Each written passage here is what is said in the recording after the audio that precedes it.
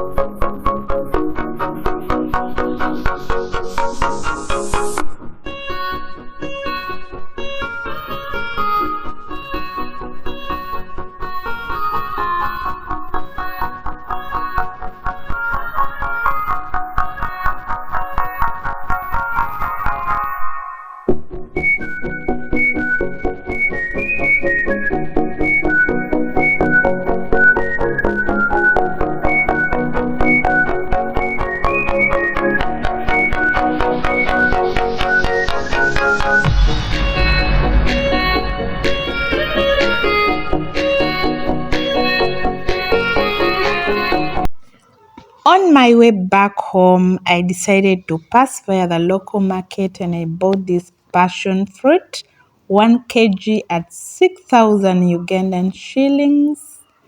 And then I also bought this lemon at 1,000 Ugandan shillings, 4 of them. This time round I felt they were a bit expensive. This is Lato milk. Each sachet was going for 1,000 Ugandan shillings. For this case, this is a 200 ml sachet. And soya flour was at 5,000 Ugandan shillings a kilogram. This over here is ginger. I bought it at 3.5 half kg, and onions at 2,500 half kg. And when I got home, I found that my Lord had bought for us this sweet jackfruit and fish. So we shall be having pasted fish for dinner today. If you love this kind of content, give this video a like, subscribe to the channel, and also turn on your notification bell so that you're notified each time I upload.